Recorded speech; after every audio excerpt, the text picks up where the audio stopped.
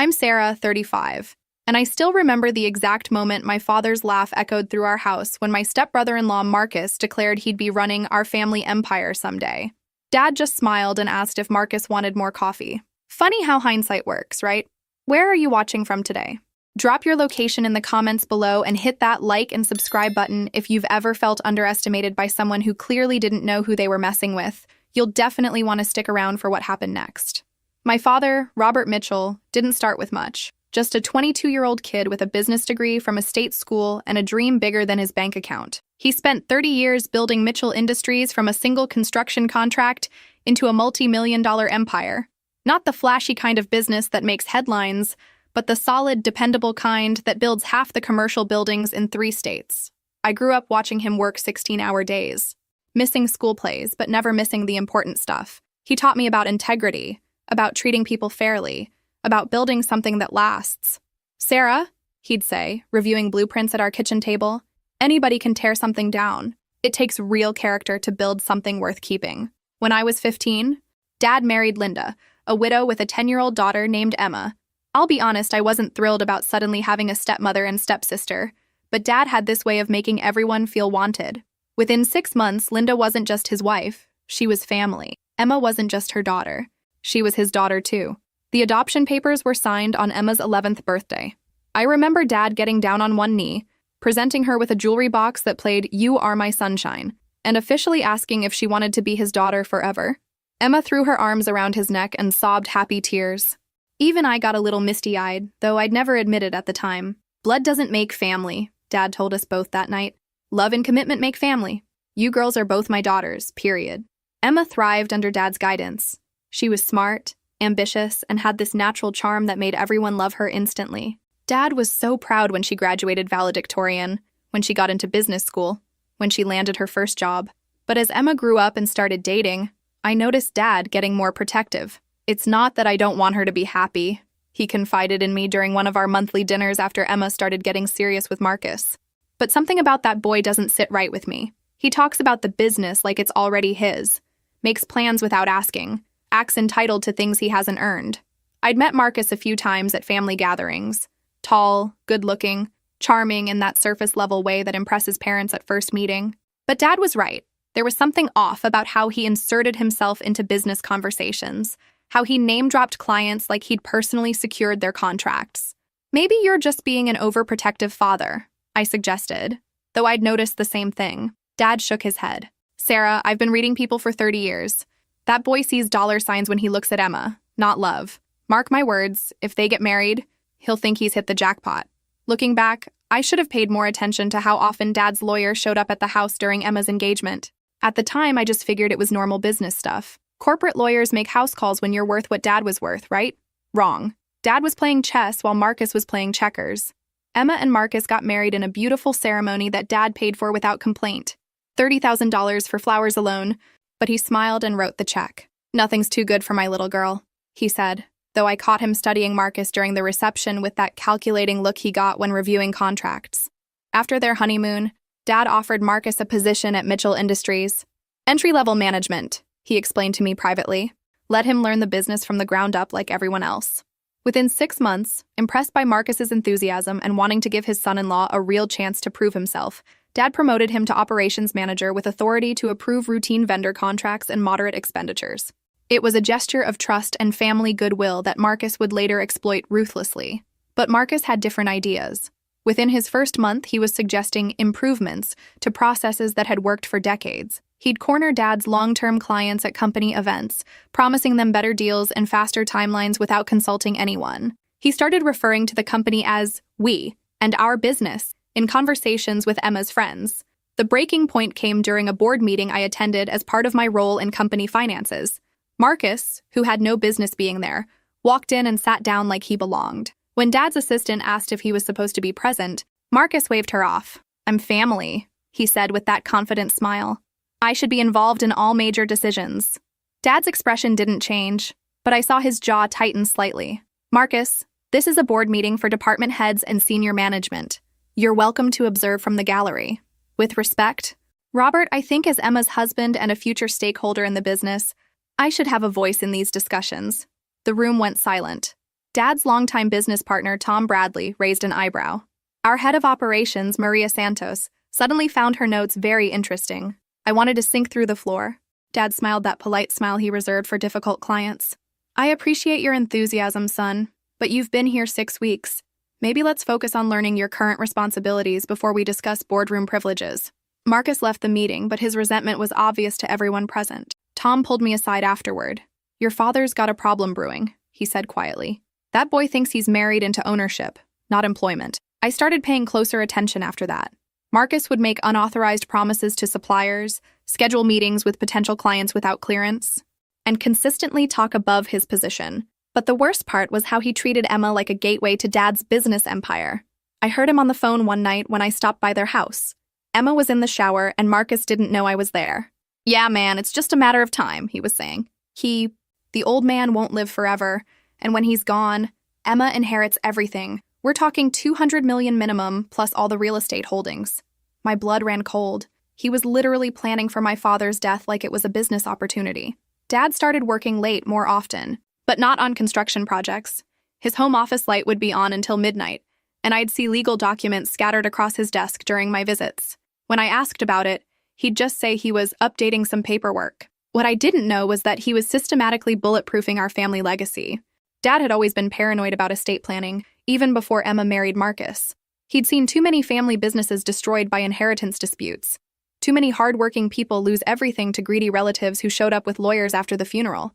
But Marcus's behavior kicked that paranoia into overdrive. I want you to meet with my attorney next week, Dad told me over breakfast one Saturday morning. We're updating the succession planning, and there are some things you need to understand. David Chen had been Dad's lawyer for 15 years. A sharp guy who specialized in protecting family wealth from exactly the kind of predator Marcus was proving to be.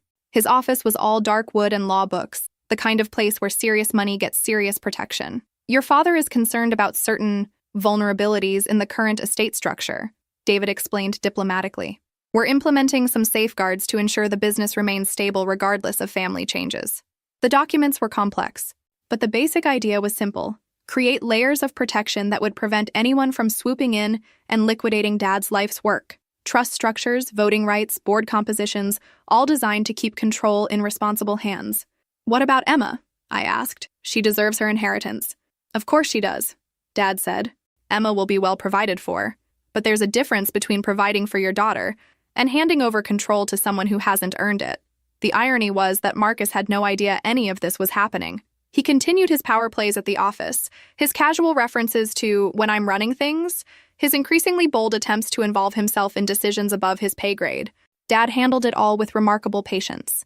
He'd redirect Marcus's suggestions into proper channels, smile politely at his presumptuous comments, and maintain professional courtesy even when Marcus clearly tested his limits. But I could see the wheels turning behind Dad's calm exterior. Every overreach, every entitled assumption, every casual reference to the business as ours was being mentally cataloged and filed away. The funniest part, looking back, was how Marcus interpreted Dad's restraint as weakness. He actually seemed to think he was wearing Dad down, that his persistence would eventually pay off. He started making even bolder moves, scheduling client lunches without approval, and presenting himself as a company decision-maker to outside vendors. The boy's digging his own grave, Tom Bradley observed after Marcus promised a major client a 20% discount on a project that was already barely profitable. Robert's just letting him bury himself. Dad never lost his temper, never confronted Marcus directly, never gave any indication that he was anything other than a patient father-in-law trying to mentor an over-enthusiastic son-in-law. But those late nights in his office, those weren't about patience. They were about preparation. The attorney visits became a regular thing, though Dad was careful to schedule them when Emma and Marcus wouldn't be around. David Chen would arrive with his briefcase full of documents, and they'd disappear into Dad's study for hours. I started to understand the scope of what they were building when Dad asked me to witness some signature pages. These weren't simple wills or basic trust documents. This was a comprehensive legal fortress designed to protect everything Dad had built from every conceivable angle. Corporate structure changes, Dad explained when I asked about the complexity. Board composition requirements, voting trust arrangements, succession protocols. Think of it as insurance against bad judgment. Marcus, meanwhile, was getting bolder by the week. He started signing emails with Marcus Thompson Management Team Mitchell Industries, despite having no official management title. He promised a longtime client that we'd handle their expansion project for cost. apparently thinking he had authority to make such guarantees. Dad had to personally call the client to explain that Marcus had misstated our position, professionally, politely, but firmly. "I'm sorry for the confusion, Jim. Marcus is still learning our pricing structures. Let me have Maria send you our actual proposal." When Marcus found out Dad had contradicted him, he was furious. I happened to be at Dad's office when Marcus stormed in, face red with embarrassment and anger. "You made me look like an idiot in front of a major client," Marcus snapped, not caring that Dad's assistant and 2 department heads could hear every word. Dad's voice remained perfectly calm. "You made a promise the company couldn't keep. I fixed it. I'm family, Robert. You should have backed me up, not undermined me. Family doesn't excuse incompetence, Marcus. And family definitely doesn't excuse making commitments that could cost the company money." Marcus left Dad's office that day looking like a man who just realized he wasn't as important as he thought he was. But instead of learning from the experience, he doubled down on his entitlement. He started having strategy sessions with Emma at home, sessions I accidentally overheard during one visit. Marcus was basically treating these conversations like business planning meetings, discussing how they'd restructure operations when we take over. Emma, to her credit, seemed uncomfortable with these conversations. I heard her say more than once that Dad was healthy and nowhere near retirement, and that maybe Marcus should focus on proving himself in his current role. But Marcus had clearly moved past the idea of proving himself. In his mind, he'd already inherited the business. He was just waiting for the formality of Dad's death to make it official. The sick part was how he talked about it like Dad was some obstacle to overcome, rather than the man who'd built everything Marcus wanted to inherit. There was no gratitude, no respect, no acknowledgement of what Dad had created. Just cold calculation about how to maximize his future wealth. Dad knew exactly what was happening, of course. He'd built a successful business by being able to read people, and Marcus was about as subtle as a billboard.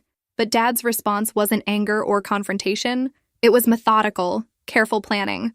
Every document David Chen brought to the house was another lock on the vault, another safeguard against Marcus's schemes, another way to ensure that Dad's life's work would survive his death intact. Marcus thought he was playing the long game. He had no idea Dad was playing a longer one. The heart attack came without warning on a Tuesday morning in March. Dad was reviewing blueprints for a new municipal complex when he collapsed at his desk. By the time the paramedics arrived, he was already gone. 64 years old, in apparently good health. Just gone. The doctor said it was massive and instant, that he wouldn't have suffered. Small comfort, but I held on to it anyway. The funeral arrangements fell to me naturally. Emma was too devastated to think about logistics, and Linda was barely holding herself together. I threw myself into the planning because it was easier than dealing with the grief. Dad would have wanted everything done properly, with dignity and respect for the hundreds of people whose lives he'd touched. We held the service at St. Matthew's, the church where he'd married Linda, where he'd watched Emma graduate from their youth program, where he'd been a quiet but generous supporter for over a decade. The sanctuary was packed with employees, clients, suppliers, community leaders, family friends. Dad had been more beloved than I'd realized. Father Martinez spoke beautifully about Dad's integrity, his generosity, his dedication to family. Tom Bradley shared memories of their 20-year business partnership. Maria Santos talked about how Dad had promoted her from bookkeeper to operations manager, how he'd believed in her when others wouldn't. Emma delivered a tearful eulogy about the man who'd chosen to be her father, who'd loved her unconditionally, who'd supported her dreams without reservation. There wasn't a dry eye in the church. The burial was private, just immediate family at Woodland Cemetery where Dad had purchased plots for himself and Linda years earlier. We stood around the grave in the March cold, saying our final goodbyes to the man who'd been the center of our family's universe. That's when Marcus decided to make his move. We were still at the graveside, the funeral director still arranging flowers, when Marcus stepped forward and put his arm around Emma's shoulders. His voice carried clearly in the quiet cemetery air. "Emma's going to inherit the business and $200 million, he announced, looking directly at me. It's time this family recognized who's really in charge now. The silence that followed was deafening. Linda gasped. Tom Bradley's mouth fell open. Even the funeral director looked shocked at the timing and inappropriateness of the statement. But David Chen, standing off to the side in his black overcoat, made a sound I'll never forget as long as I live. He laughed. Not a cruel laugh, not a mocking laugh, but the kind of involuntary chuckle that escapes when someone says something so fundamentally wrong that it's almost funny.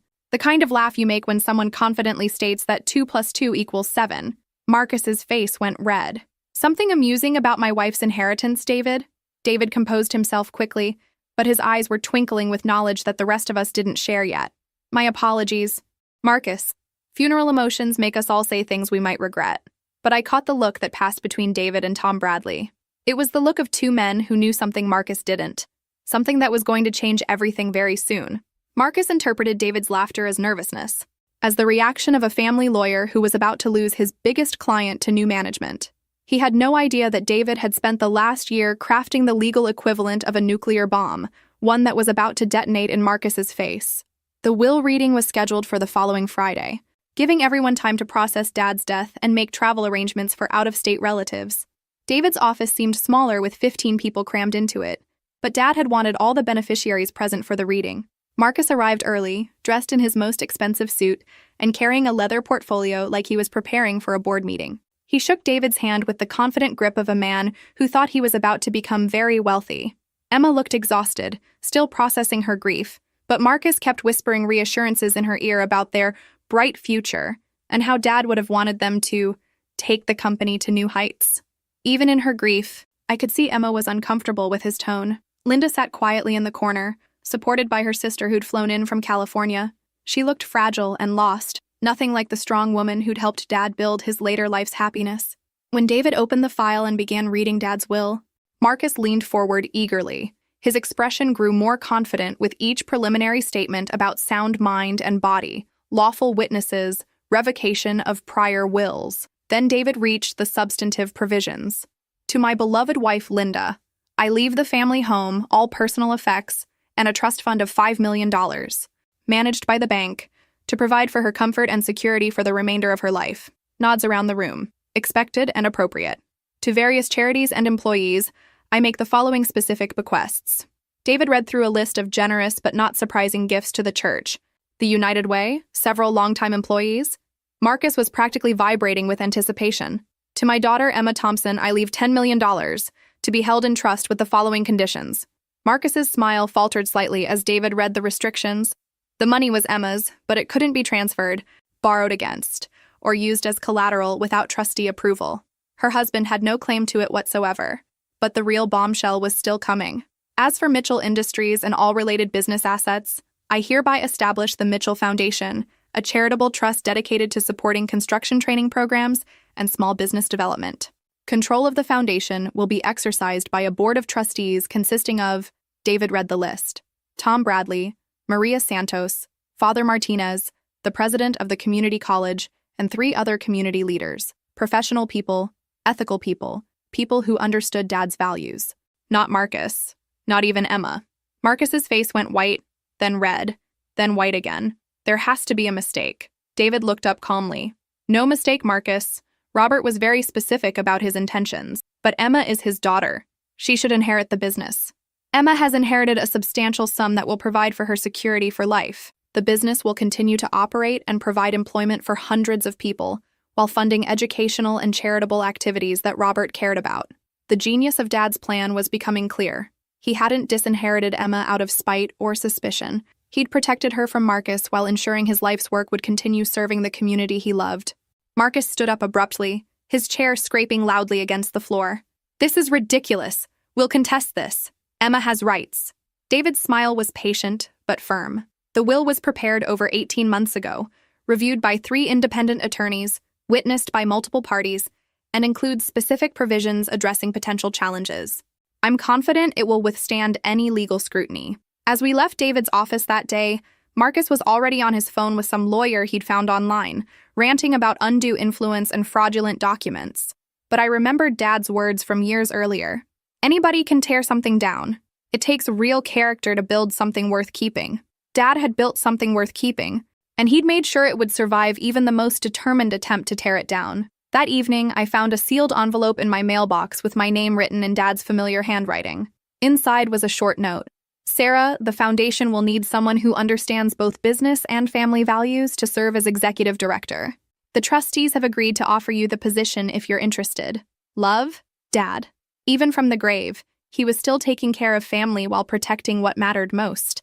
Marcus wasted exactly 0 time mourning Dad's death. By Monday morning, 3 days after the funeral, he was calling an emergency leadership meeting at the office. I got the email at 7 a.m., sent from his personal account since his company access had been automatically suspended pending the board's review. The subject line read, Urgent. New management transition meeting, Monday 9 a.m. New management. I had to admire his confidence, even if it was completely misplaced. What do you think will happen next?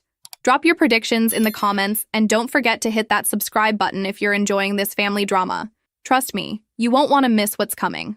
I arrived at the office to find Marcus in Dad's conference room, sitting at the head of the table like he owned the place. He'd even moved Dad's chair closer to the wall and brought in his own leather executive chair. The symbolism was subtle as a brick to the face. Tom Bradley, Maria Santos, and 3 department heads sat around the table looking deeply uncomfortable. Marcus had apparently summoned them for what he thought would be his coronation as new company leader. "Sarah, perfect timing," Marcus said with that confident smile that made my skin crawl. "I was just explaining to everyone how we're going to restructure operations now that we have fresh leadership." Tom cleared his throat. "Marcus, I don't think you understand the current legal situation." "What's to understand?" "Emma inherited the business, I'm her husband. Therefore, I'm running things now." Pretty straightforward.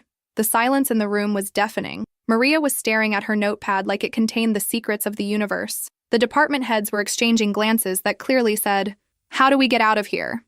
I decided to put everyone out of their misery. "Actually, Marcus, Emma didn't inherit the business. The business now belongs to a charitable foundation with an independent board of trustees." His smile faltered slightly. "That's just paperwork. Family businesses always have complex structures for tax purposes. The important thing is that Emma has controlling interest. Emma has no interest in the business at all. Zero. The foundation controls everything." Now his smile disappeared entirely. "That's impossible. David Chen is just protecting assets during probate. Once everything settles, Emma will have full control." Tom Bradley spoke up gently but firmly. "Marcus, the will is final. Robert spent months with legal counsel specifically designing this structure. The business is no longer family-owned." I watched Marcus's face cycle through confusion, disbelief, anger, and back to confusion. It was like watching someone try to solve a math problem where 2 + 2 suddenly equaled 17. "Who's on this board, then?" he demanded. Tom rattled off the list of trustees. "Community leaders, business professionals, the college president, people with integrity and no financial stake in the company's profits." "Where's my name? Where's Emma's name?" "Neither of you are trustees," Maria said quietly. Marcus stood up abruptly, his borrowed executive chair rolling backward into the wall. "This is ridiculous. I've been working here for 2 years. I know this business inside and out. I deserve a seat at the table." The irony was almost too delicious. Marcus thought 2 years of questionable performance entitled him to control over Dad's 30-year legacy. If Dad could have seen this moment, he would have laughed harder than David Chen did at the funeral. "The board will be meeting Thursday to discuss operational continuity," Tom explained. "Until then, department heads will continue reporting to me as interim general manager." "What about strategic decisions, long-term planning, client relationships?" "Those will be handled by the trustees and senior staff. Your input will be considered." The way Tom said considered made it clear that Marcus's input would be filed directly in the trash can. As the meeting broke up, Marcus pulled me aside in the hallway. His confident facade was cracking, revealing the desperate man underneath. "Sarah, you have to help me understand this. Emma is Robert's daughter. She should have inherited everything. Emma inherited $10 million, Marcus. That's more than most people see in a lifetime. But the business, the company, that's where the real value is." I smiled sweetly. "The real value is in continuing Dad's work and supporting the community. Exactly what the foundation will do." What I didn't tell Marcus was that I'd already started implementing the next phase of Dad's plan. As someone with temporary voting rights during the transition, I had the authority to authorize routine audits and compliance reviews. And routine audits, it turns out, can uncover all sorts of interesting information. The auditing firm Dad's company had used for years was happy to conduct a comprehensive review during the ownership transition. "Standard procedure," I explained to anyone who asked. "The foundation trustees want a complete picture of the business before taking control." Marcus seemed nervous about the audit, but not overly concerned. After all, what could they find? He'd been careful, clever, discreet, or so he thought. The first red flag appeared in the vendor files. Marcus had approved several large contracts with Davidson Supply Company over the past 18 months.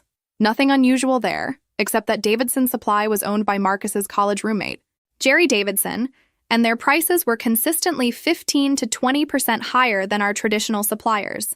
When I pulled the purchase orders, I found Marcus's signature authorizing the vendor change. His explanation, documented in an email to the procurement department, was that Davidson offered superior quality and reliability. But the materials were identical to what we'd used for years. just more expensive. The pattern repeated with Pinnacle Equipment Rentals, owned by Marcus's gym buddy. Then again with Elite Logistics, run by someone who shared Marcus's last name. Cousin, brother. I didn't really care about the family connection. I cared about the inflated pricing and the kickback potential. But the real smoking gun was in the payroll records. Marcus had been authorizing performance bonuses for himself every quarter, supposedly approved by Dad but lacking any documentation of actual approval. These weren't small amounts either. We're talking 5-figure bonuses for a guy who'd been on the job less than 2 years and had no measurable performance metrics to justify the extra compensation. The more I dug, the clearer the pattern became. Marcus hadn't just been positioning himself to inherit the business. He'd been systematically stealing from it, using his marriage to Emma and his relationship with Dad as cover for increasingly brazen theft. My personal favorite was the consulting fee he'd paid to Thompson Advisory Services. A little research revealed that Thompson Advisory Services was a shell company registered to his brother in Nevada. For $12,000, this mysterious consulting firm had apparently provided strategic planning expertise to help Mitchell Industries optimize operational efficiency. The strategic planning expertise consisted of a 3-page document with recommendations like reduce waste and improve customer service. Brilliant insights that justified a $12,000 payment to Marcus's family. I documented everything meticulously. Spreadsheets comparing vendor prices, copies of all suspicious contracts, payroll records showing unauthorized bonuses, bank records for the shell companies. By the time I finished, I had a paper trail that would make a federal prosecutor weep with joy. The total damage was approaching $200,000 over 18 months. Not enough to bankrupt the company, but enough to fund a very comfortable lifestyle. Marcus had been treating Dad's business like his personal ATM, confident that his marriage to Emma would protect him from any consequences. What he didn't understand was that Dad had suspected something like this might happen. That's why the auditing firm had been specifically instructed to look for any irregularities in vendor relationships, bonus payments, and expense authorizations during the transition period. Marcus thought he'd been clever. Dad thought 3 steps ahead.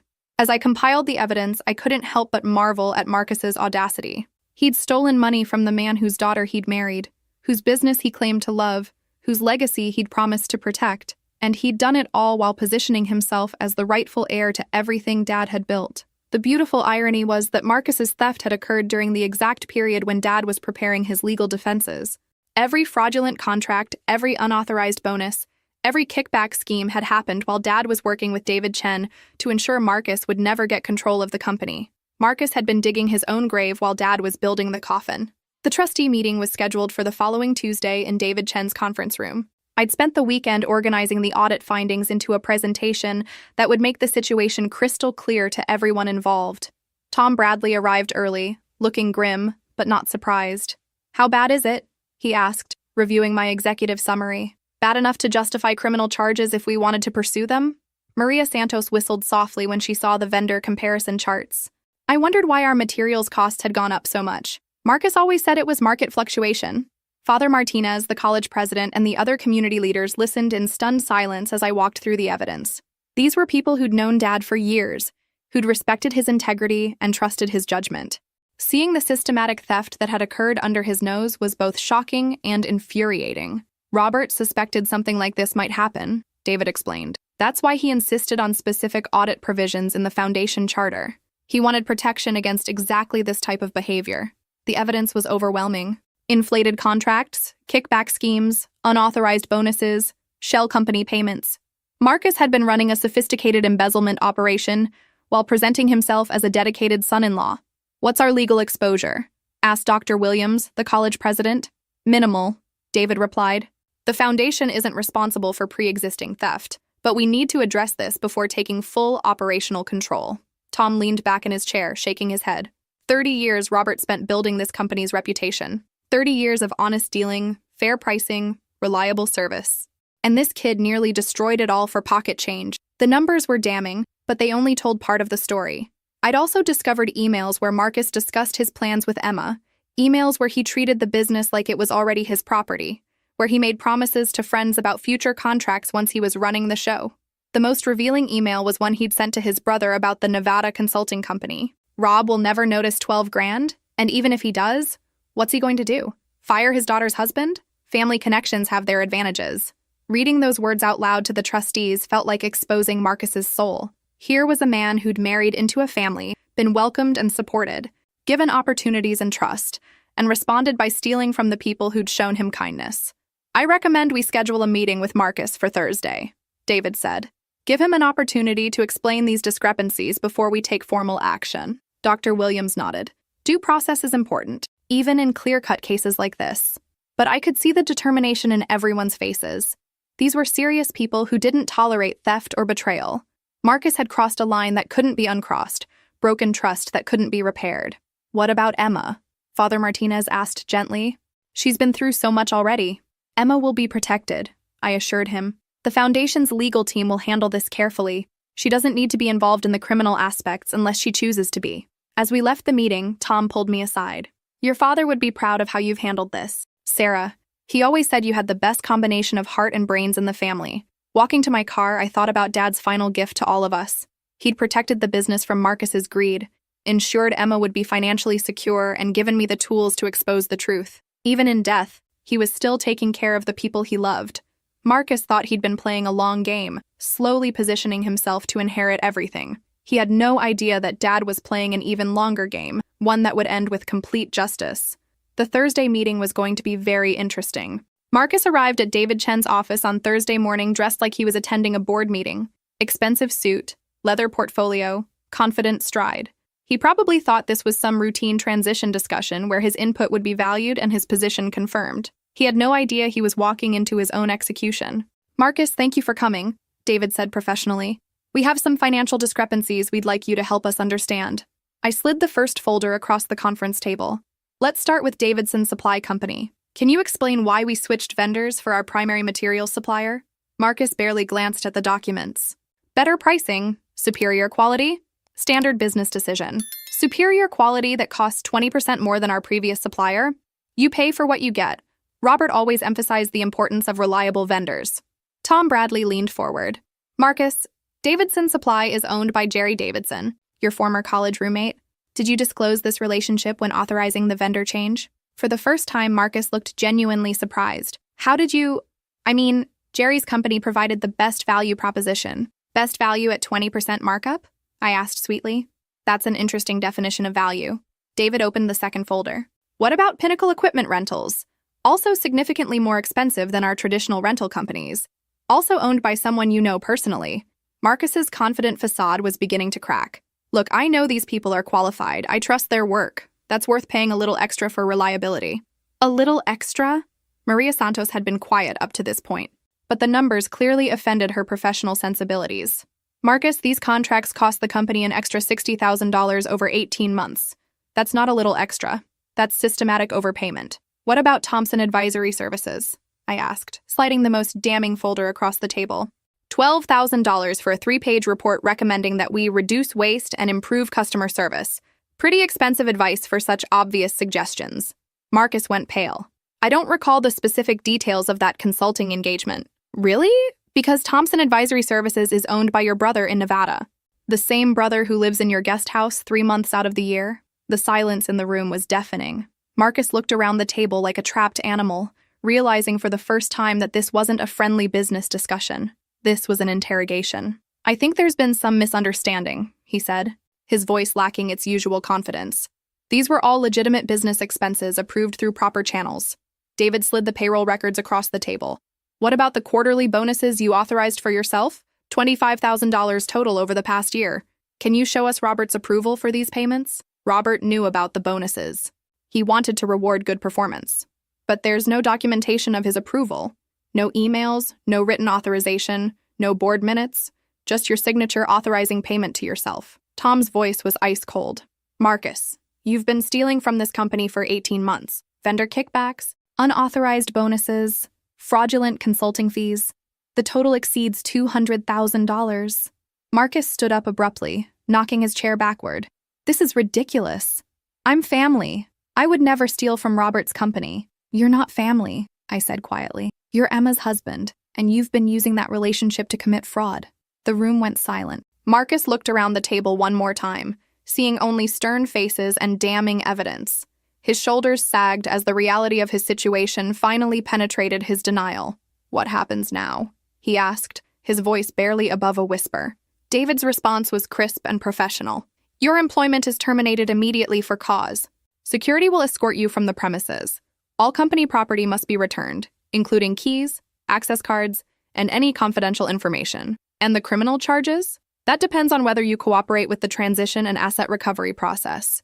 Full cooperation might influence our decision about involving law enforcement. Marcus gathered his things in stunned silence. 2 security guards were waiting outside the conference room to ensure his departure was swift and complete. As he reached the door, he turned back one final time. Emma doesn't know about any of this. We know, I said. Emma will be protected. Unlike you, we actually care about family. Watching Marcus walk out of David Chen's office, I felt a profound sense of completion. Dad's plan had worked perfectly. The thief had been exposed, the company was protected, and justice had been served without Emma being damaged in the process. Marcus thought he was smart enough to steal from a man who'd built a business empire through careful planning and attention to detail. He learned the hard way that Dad was always 3 steps ahead. Emma called me that evening, her voice shaky and confused. Sarah, Marcus came home acting strange. He said he'd been let go from the company, but he won't explain why. Do you know what happened? I'd been dreading this conversation all day. Emma deserved to know the truth, but she also deserved to hear it gently from someone who loved her. Can I come over? This isn't something we should discuss on the phone. When I arrived at Emma's house an hour later, Marcus was nowhere to be seen. He left to stay at his brother's place, Emma explained. Said he needed time to think about his options. More likely, he needed time to figure out which assets he could hide before the investigation deepened. I sat Emma down in her living room, the same room where I'd overheard Marcus planning Dad's financial future years earlier. The irony wasn't lost on me. Emma, Marcus was terminated for stealing from the company. We found evidence of vendor fraud, unauthorized bonuses, and kickback schemes going back 18 months. The color drained from Emma's face. Stealing? That's impossible. Marcus would never... I opened my briefcase and pulled out copies of the key documents. I'm sorry, but the evidence is overwhelming. He's been using his position to enrich himself and his friends at the company's expense. Emma stared at the vendor contracts, the payroll records, the bank statements for Thompson Advisory Services. I watched her process the information, seeing her husband's betrayal laid out in black and white. He used my name, she whispered, pointing to a contract where Marcus had written, "Approved by Emma Thompson," in the margin. He forged my approval on company documents. That's what made this so devastating, Emma. Marcus didn't just steal from Dad's company. He used your reputation and your relationship to Dad as cover for his crimes. Emma began to cry. Not the dramatic tears of someone seeking sympathy, but the quiet tears of someone whose world had just collapsed. The man she'd married, the man she'd trusted, had been systematically stealing from her adoptive father while planning to inherit everything. How could I not have known? She asked. How could I live with someone for 3 years and not see this? Because you're a good person who assumes other people are good too. Marcus counted on that. He counted on Dad's love for you, your trust in him, and the family's desire to avoid conflict. I handed her tissues and sat quietly while she processed the magnitude of Marcus's betrayal. The man who'd promised to love and honor her had been stealing from her father's legacy, using her name as a shield, and planning to control assets that weren't his to take. What do I do now? Emma asked finally. First, you protect yourself legally. Marcus involved you in his schemes without your knowledge. We need to make sure you're completely separated from any criminal liability. I pulled out a business card. This is Jennifer Walsh, one of the best family attorneys in the state. She specializes in protecting spouses from partners' criminal activities.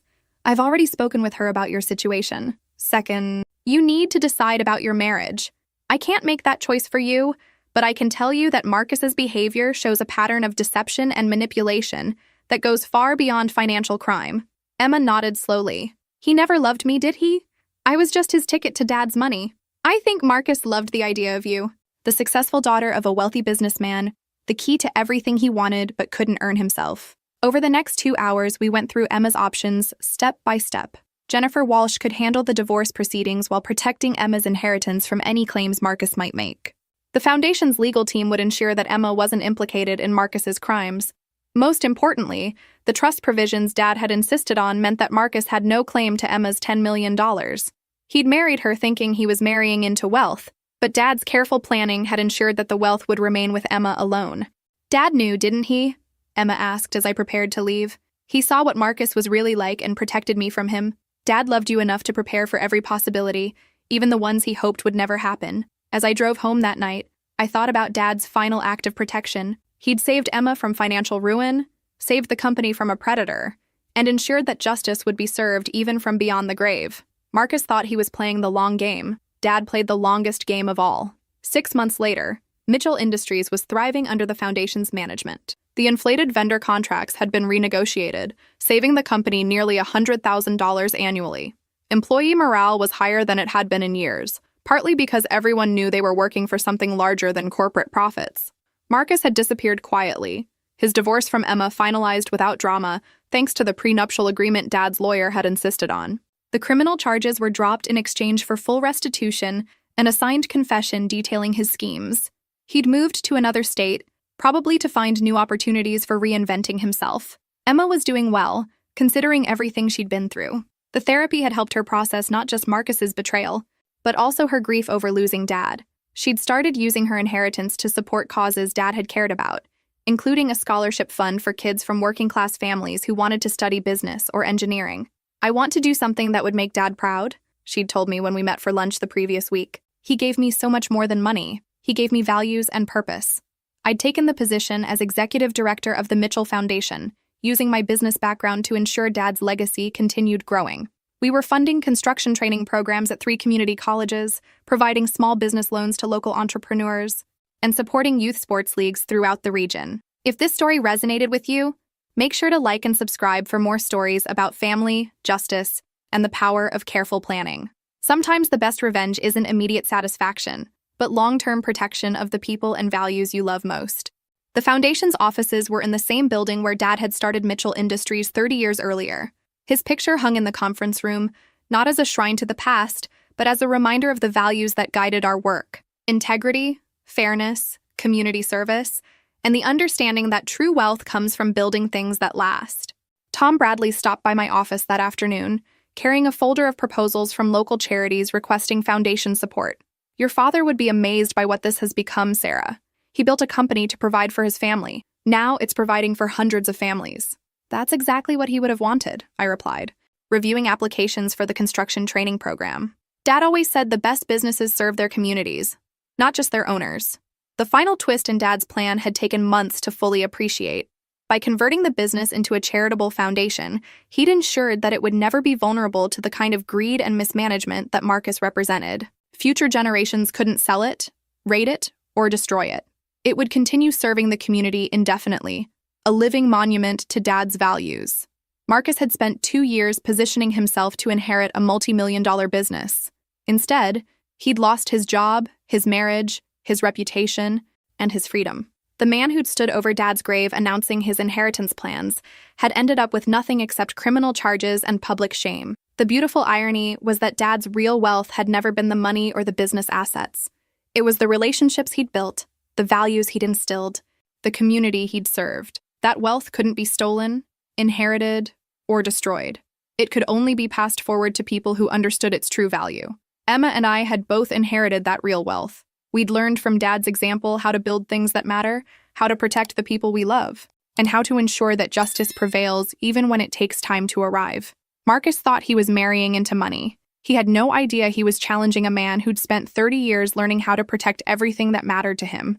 Dad got the last laugh after all, and it was even better than David Chen's laugh at the funeral, because it lasted forever.